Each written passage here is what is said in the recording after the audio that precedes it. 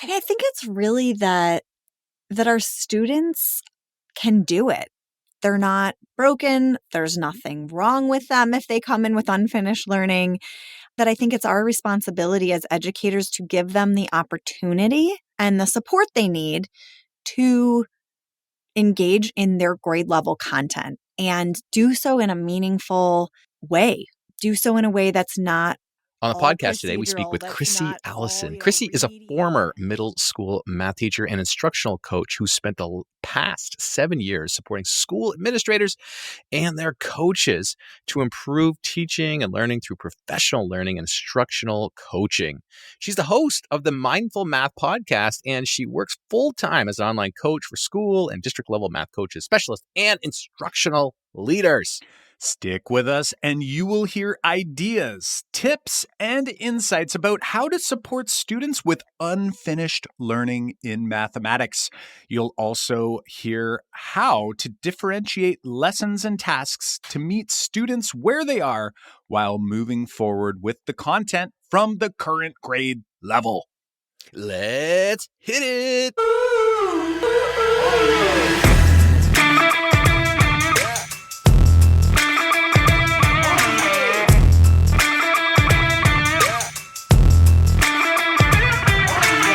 Welcome to the Making Math Moments That Matter podcast. I'm Kyle Pierce. And I'm John Orr. We are from Making Math Moments That Matter, and together, with you, the community of math moment makers worldwide who want to build and deliver math lessons that spark curiosity, fuel sense-making, and ignite your teacher moves.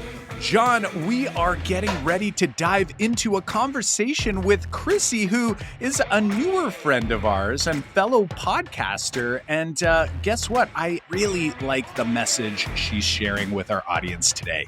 Totally. The ideas of unfinished learning hit home for us, as we've often talked about students who are coming into a grade and you're like, I wish the kid had what they were supposed to get from that previous grade. But we all know that that is the norm. That's exactly what happens. We talk about that with Chrissy here and how to build that into your program, as well as save that time you get worried about when you think you have to go back and teach past curriculum from a different grade. So we're going to talk about that here today. We're excited. So let's just go right to it, Kyle. Let's jump in the conversation with Chrissy. Hey there, Chrissy. Thanks for joining us here on the Making Math Moments That Matter podcast. How are things going in your neck of the woods? And you know what? Let people know, where is that neck of the woods? Yeah. Hey, guys. Thanks so much for having me on. Things in Chicago are great. That's where I live, and we are having a beautiful summer. And yeah, it's good. The pandemic is coming to a close almost, and things are opening back up. So we're really taking advantage of all of that and just enjoying the summer. Awesome stuff. Glad to hear that. Give us a little backstory on your teaching journey. How do you get into that educational role, and maybe fill our listeners in on your educational role? Give us a little story here. Yeah, sure. So I was one of those little girls who always played school with my siblings, our stuffed animals, whomever I could pull together to be my class. I always loved school myself, enjoyed going. Even if I was sick, I would drag myself there. So when it was time to pick a major in college, it seemed like a very obvious choice to go into education. And having always loved math, I picked math as my major and elementary ed as my minor. But a couple years in, when I was looking at my semester course load and it was Calc 3, differential equations, a few other math classes, I was like, nope. Meanwhile, watching all my friends, take some of these other gym for elementary teacher classes. And I was like, why am I doing this? So I switched to being an elementary ed major and math minor, which matters only because I think I would have enjoyed those higher levels of math, but I was intimidated by them. And it was kind of the first time I had really been confused in math class. And you can see I decided to opt out. So I reference that sometimes. I think back to that sometimes when students are struggling and confused. And it's I can understand why sometimes they want to avoid, because I did too. It's not fun to be sitting in a class and feeling like you don't know what's going on. For sure, for sure. That's something that we can definitely relate to. I know myself specifically, I had a pretty, I would say, smooth sail through most of K to 12 math. A little later, things got a little trickier, but I sort of chalked it up to being social and maybe not doing as much work as I should have. But when I got into those more abstract math courses in university, I really felt very similar to you. There was times where I was thinking, maybe I'm not a math person. So I really like how you've kind of framed it and look through maybe through your own eyes, but then through your students' eyes at a different stage of life, right? Like that's a very challenging thing for us to do if, let's say, we didn't struggle with some of the concepts as early on as some other students do. So I really like that. So tell us a little bit more of your role now. What are you up to these days in math education? And we'll dive into your math moment. Yeah, let's do it. So after college, I taught middle school math, among other things, for a couple of years, more than a couple, for a number of years, I should say, before becoming a math instructional leader at a charter school here in Chicago. And then after that, for the past 8 years, I've been out of the school setting, first working as the director of math professional learning for a couple of educational nonprofits here in the States. And then the past year and a half, I started my own business to support math educators online. So that's what I'm doing now. We're going to dive into that work that you're doing with the teachers that you work with online and wherever else that you're working with teachers. But before we do, we have to get to one question here, which is our question that we ask every guest on the Making Math Moments That Matter podcast, which is, what is your math moment? So when we say that, we'll stage here for you, Chrissy, that we always try to ask people to think back to their experience in mathematics. Usually we try to think like when we say math class, there's this image that pops in your mind because it's stuck with you from when you were young. You carried it forward. And sometimes it's like this image of this math class that might have some negative connotation, but it also could have been a positive experience. We let people kind of decide what that experience is for them. And then we would love to know that kind of story behind that moment. So wondering if you can let us know about that. Yeah, this is a really interesting question. Thinking back on my elementary and high school years, it's telling, I think, that nothing really stands out to me. Like the lessons, it was fine. I enjoyed math, as I said, but there's not many memorable moments in there in terms of Which is itself a memorable a moment. memorable moment other than around the world and things like that, which I excel those games. But I had to go all the way to college to think about something that really stands out. And it was in my math for elementary school teachers class when my professor taught us about different number systems. And it was then that I learned that ours was called the Hindu Arabic system. I didn't know that. And she took us through Roman numerals and the Mayans and lots of different number systems. And eventually she had us do some work within base 5. That's when I was like, okay, I see why math is not always intuitive to kids and to other people. Because working within the base 10 system, I don't know, it made sense in my mind. But trying to regroup and divide in base 5 was not intuitive at all. And so it just gave me this window into how foreign it can be to students when we're introducing them to things like, hey, after 9, it becomes 10, and now there's 2 digits. It's like that makes sense to us because I think or at least to me, I've used the number 10 my whole life. That just seems obvious. But to a kid, it's really not obvious that after 9, you would then have a 1 and a 0. So that was really eye-opening and something that absolutely sticks out in my mind. Fascinating. And, it's so interesting because when you go down this path and you really get to the nuts and bolts of it, and I know with your experience in middle school, this may or may not have been on your radar, but like for me coming out of high school and then going into my role as a K to 12 math consultant, I've spent a lot of time really trying to understand how math develops and how counting develops and how students understand numbers and operations. And something that is really interesting is just this idea of unitizing. And we actually talk about it a lot in our fundamentals of math course inside the academy. And we go through some of these examples, and one of them is our base 10 system. And even just talking about how like 12, like why is 11 and 12, why do they have their own name and they're not teens, like 21, 22, why isn't it not like 10-1, 10-2? And there's some thought out there that actually like 11 and 12, like a base 12 system is actually so much more convenient for so many things, like fractions, for example.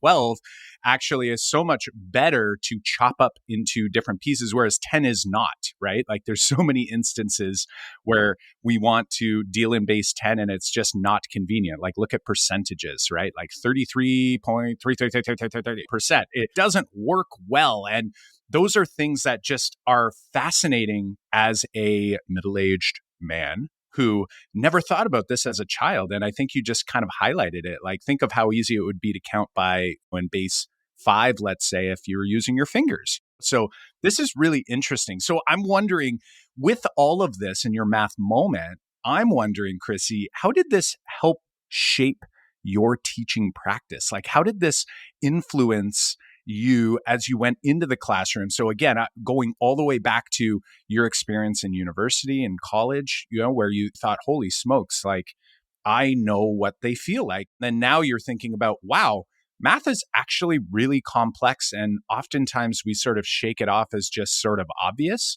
How is this influencing what you've done in the classroom? And I guess what you're doing now as you're helping math educators? Yeah, I think it gave me this value of conceptual understanding and constructivism. This idea that like we make meaning and we need to understand what it is that we're learning. I think so often in math, it's taught procedurally and step by step. And so even thinking back to elementary, where, as I mentioned, like it did come naturally to me, but when I noticed that a lot of my classmates were struggling, even as early as 5th grade, 6th grade, like I would help my friends out, during lunch, and same thing in high school. And in college, I became a tutor for other aspiring elementary teachers.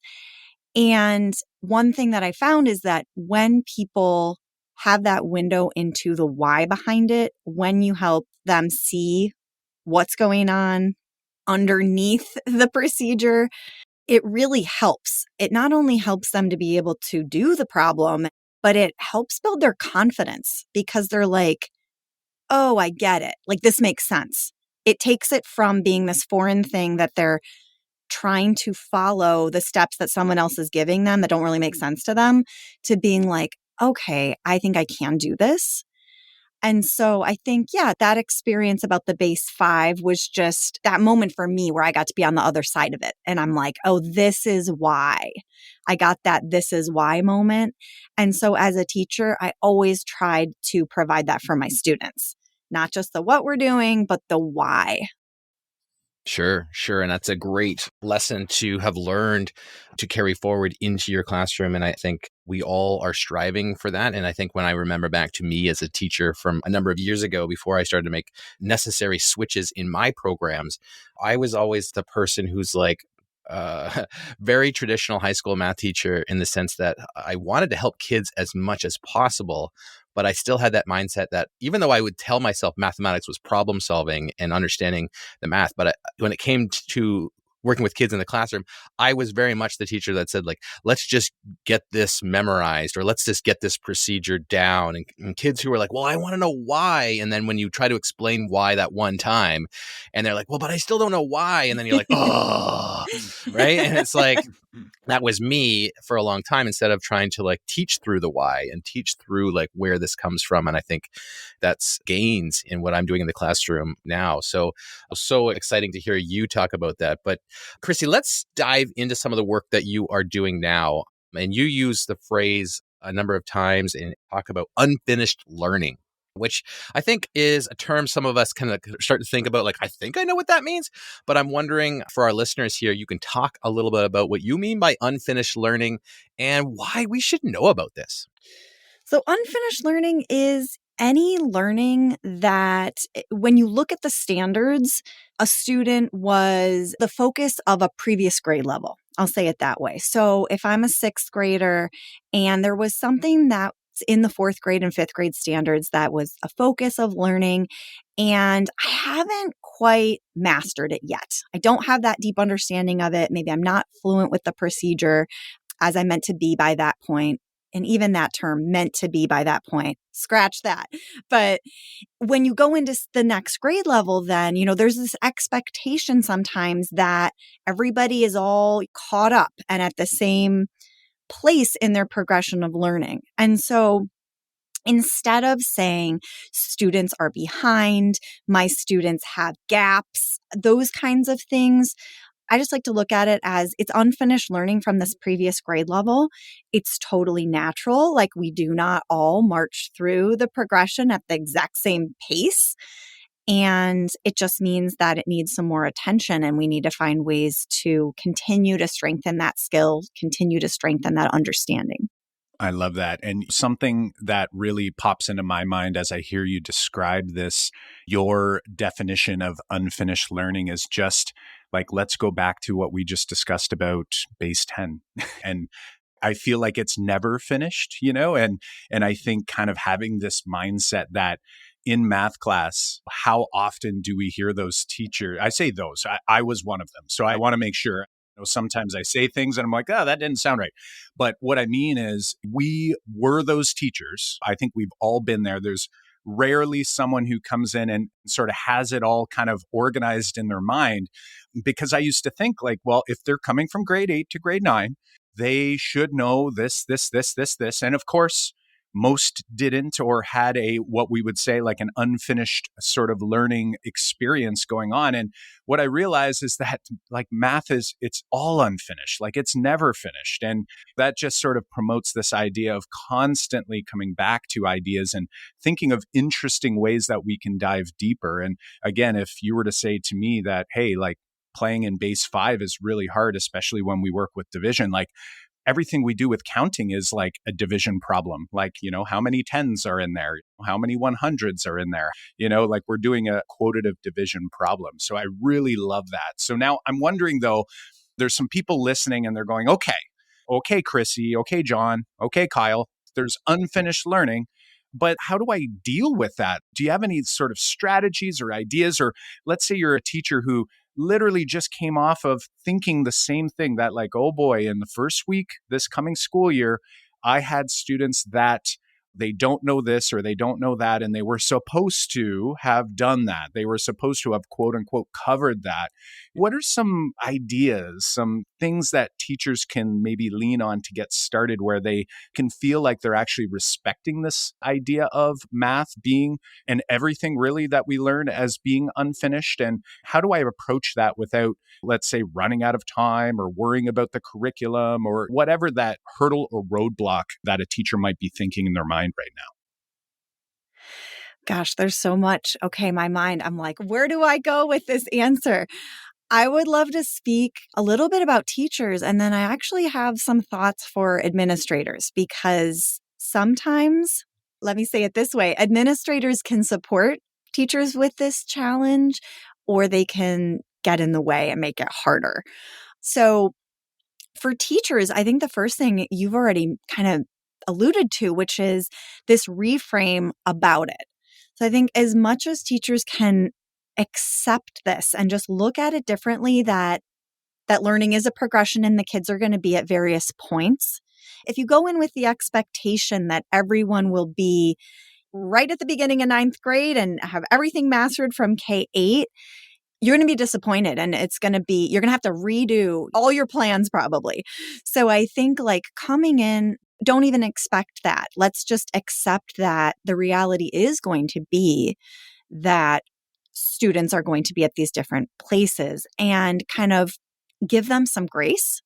I almost said it along with you when you said, like, students, they should know this. when we think about that, I think it brings up feelings for a lot of teachers of like fear, anger. Like there's a lot that goes along with this feeling of like the kids are behind and like I don't have enough time to catch them up.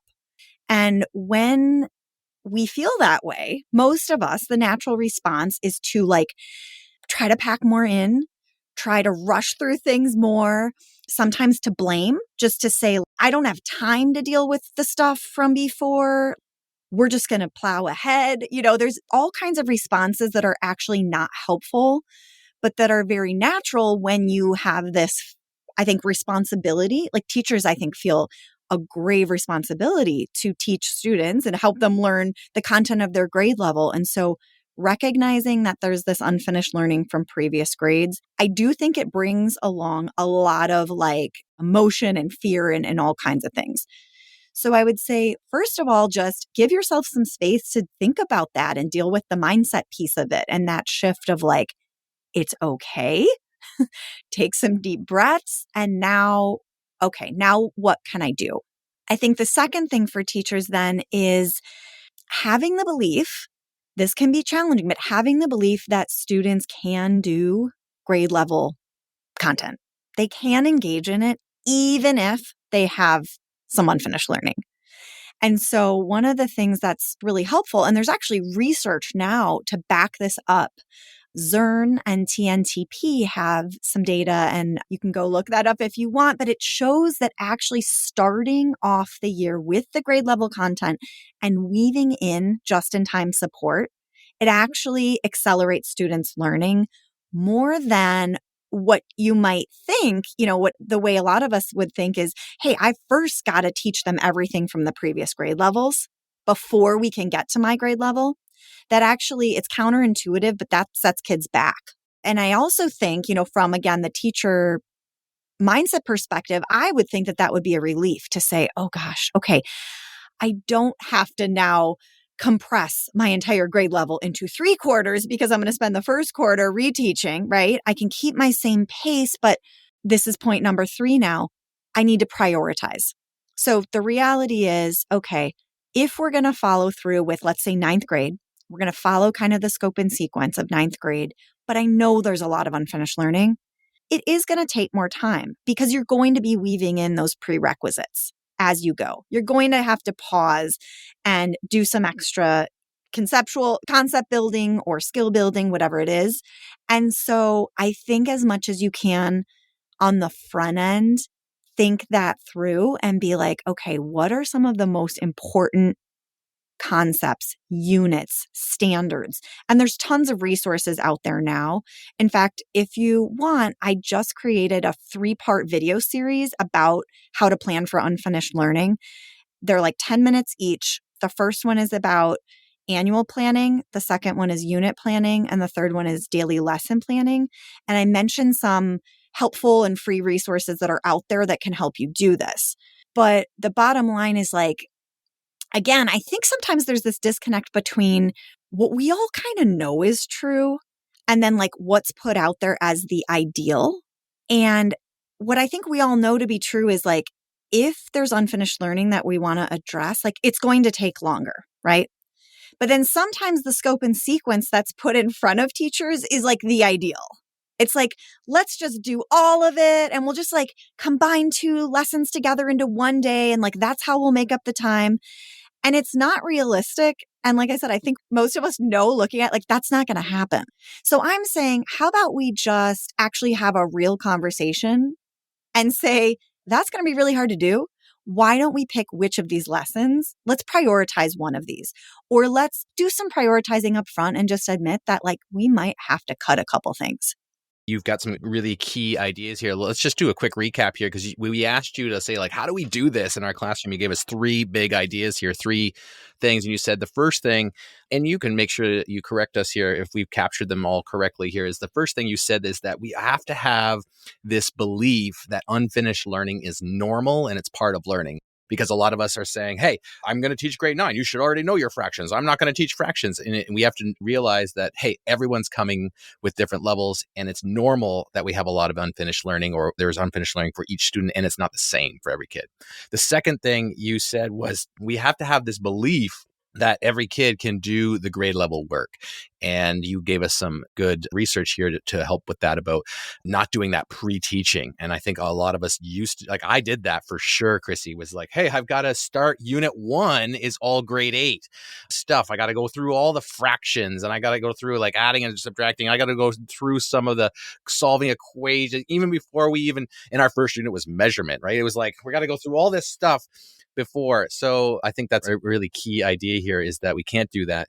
We shouldn't do that, and the research supports that. And the third thing is, because we can't do that, we have to prioritize what are the big ideas here, like big ideas. And that's actually what led Kyle and I to do a lot of work on spiraling and adopt that idea of like spiraling concepts in. What are the big ideas of the course, and how can we blend those together? And a lot of the tasks that we are producing have done that. And we always continually try to do that, because we know that there's a huge advantage in spiraling curriculum and interweaving big ideas together. So 3 big things from you. I'm wondering right now, like you've talked about those 3 things. I'm wondering, like, do you have any specific resources to help teachers on how to like do some of this in the class? I know that would be grade specific, but maybe you can point us in a few different directions.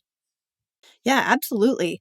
So I've pulled together some of my favorite strategies to increase access to grade level math. That's how I've been thinking about it. And I pulled them into a bundle, which you can get on my website, which is mindfulmathcoach.com. It's called the Increased Access Resource Bundle. And there's 10 strategies. Like, many of them are instructional routines, just like simple things you can layer into your lessons that will help create a bridge for students, or an on-ramp, however you want to look at it, to help get them from, kind of where they are to at least be able to engage with the grade level task in a meaningful way, so that they can participate, and that you have confidence that in putting that in front of your students, like, they'll be meaningful learning, and it's not just going to be like wasted time. There's also in that bundle a planning guide and a chart about asset-based versus deficit-based language, which is also another thing. Just the way we talk about this, using the term unfinished learning instead of gap. But the way that we talk with students about their learning, and the way that we talk about students about where they are, like, that has meaning.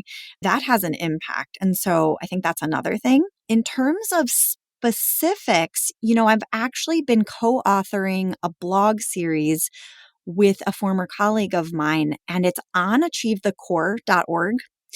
We're rolling them out this summer, and I think we have 4 or 5 of them of the 6 posted.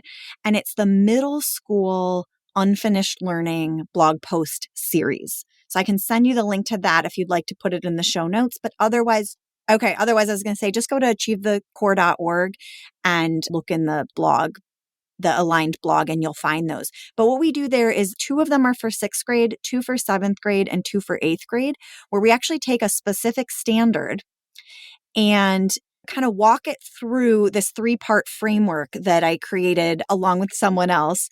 The 3-part framework is really just this simple way to try to look at and plan for unfinished learning. So the first step is understand. So understand the standard you're teaching and where it sits in the progression. So in the blog series, we take the standard and kind of unpack it, basically. This is what the standard means, and like, this is where it fits. And then second, it's diagnose. So what do your students know about this? What are the key prerequisites? And what do you know about their level of understanding about those prerequisites right now? And so we give some ideas about what some of those key prerequisites are for that specific standard, and some simple ways that you can try to gauge where your students are. And then third, take action. So what are you going to do about it now? And then again, we have some resources, some tasks, and just some kind of thoughtful like approaches about what can you do then if you have diagnosed that, for this particular standard, this is a key prerequisite, and you suspect or you have data that your students have unfinished learning with it. Here are some things you can do. And they're very concrete. So I would point them to those as a starting point. And no, it doesn't cover every standard you'd ever teach, but it's more sort of walking them through that same framework in all 6 of the examples. It's to help teachers kind of at least see a process that they can use then and apply to other content that they're teaching. Love it. Love it. That's awesome. There's been a ton of great getting started ideas and next steps for educators to access. I'm wondering, Chrissy, if educator is listening to this right now on their jog, washing the dishes, driving the car, what is the big idea or big takeaway that you hope to leave with them if, let's say, they were going to describe this episode to a friend later today? What would they say? What was the big takeaway you're hoping that they walk away with here today? I think it's really that our students can do it. They're not broken. There's nothing wrong with them if they come in with unfinished learning. That I think it's our responsibility as educators to give them the opportunity and the support they need to engage in their grade level content and do so in a meaningful way. Do so in a way that's not all procedural, that's not all, remediation. This is a long-winded way. You asked me for the big idea. I mean, the short version is that students with unfinished learning can engage in grade level work. It just takes a different mindset and a different approach. Awesome. I think that kind of sums up a lot of the things that we discussed here. And I think people are like, yes, okay, I'm on board with you. And I love that you've given us some takeaways here in the form of resources that our teachers, the Math Moment Maker community here can kind of dive into a little bit deeper. And also, Chris, you've given us some links that we're going to throw in the show notes page for sure for all of you to grab. But is there any other place or any other work I know that maybe want to chat about your podcast here just a little bit, and maybe anything else, like where can Math Moment Makers connect with you and learn more about what you are doing just to dig even deeper? Yeah, absolutely. So my website, as I mentioned earlier, is mindfulmathcoach.com. I pretty much have everything that I work on there. That's a good one-stop shop for you. And I'm new on Twitter, but I'm trying to be more active there. So you can find me there at mindful123coach. And then I think, I also have a podcast for math educators and leaders, coaches and instructional leaders. It's called the Mindful Math Podcast. You can find it on any podcasting platform. It's also linked on my website. And there's episodes there about, I consider my podcast, it's like professional development for like the whole teacher. You know how we do like teaching the whole child? I kind of think of it as like, it's for the whole teacher. So there are episodes about teaching math specifically, but there's also episodes about mindfulness and self-care. There's an episode about how to like manage up to your principal. If you have something that's not working for you and you've been quiet about it before, like what's a way that you can advocate for yourself? So I try to think about what are all the different things that play into a teacher's joy and success in the classroom, and also, like I said, coaches and instructional leaders. And so it's not just specifically about math. I love it. I love it. That's fantastic. And you have quite a few episodes now. I think you're like almost into the 50s. Yes. Which is awesome. So congratulations Thank you. On that. And John and I are both fans, and you kind of handle your podcast much like ours, where there's kind of a sprinkling of interviews with some solo episodes. And I just think that's fantastic. So thank you for bringing that to the math community. Today, I know, going back to what I will take away, definitely this unfinished learning idea is huge. And it is so key that we as educators understand that we are constantly learning. And, a lot of people say like educators need to be lifelong learners. Like everyone is a lifelong learner, whether you believe it or not, you are. And we have to make sure that our mindset is shifted towards that idea. And I think that's so fantastic. So I'm hearing big messages about ensuring that the math is accessible, that students can do the grade level work. Now, again, we're not going to start with the end goal, but we're going to start with an accessible task that is on point, heading towards that standard for that particular grade level. And that's going to help us understand where some of the more unfinished learning is. So lots of takeaways here. We want to thank you so much, Chrissy, for hanging out with us today. And we definitely hope to connect with you at some upcoming face-to-face conference at some point soon. Yes. Thank you so much for having me. This has been a lot of fun. As always, both John and I learn so much from every episode that we record here at the Making Math Moments That Matter podcast. But remember, in order to ensure that new learning sticks so it doesn't wash away like footprints in the sand, how are you going to reflect on what you've learned? For us, we get a chance to write these bumpers after the fact and really reflect on what were the big takeaways for us. So what is your big takeaway, and what are you going to do to ensure that it sticks, and maybe even plan for how you're going to put it into action? Yeah, and a great way to do that is you could chat with someone like your partner or a colleague from your school or school district, or hey, you can do it with us at the Math Moment Maker community.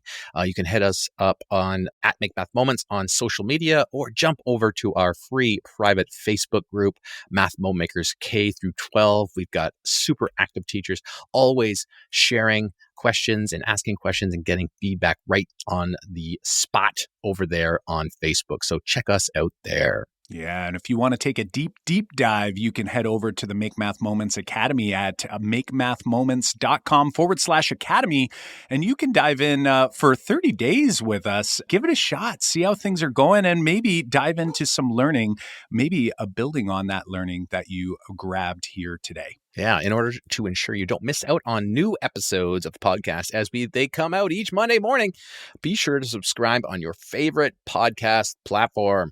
Show notes, links to resources, and complete transcripts to read from the web or download and take with you can be found over at makemathmoments.com/episode 152. Can you believe 152 episodes? Again, that's makemathmoments.com/episode 152. Well, until next time, my Math Moment Maker friends, I'm Kyle Pierce. And I'm John Orr. High fives for us. And a high five for you.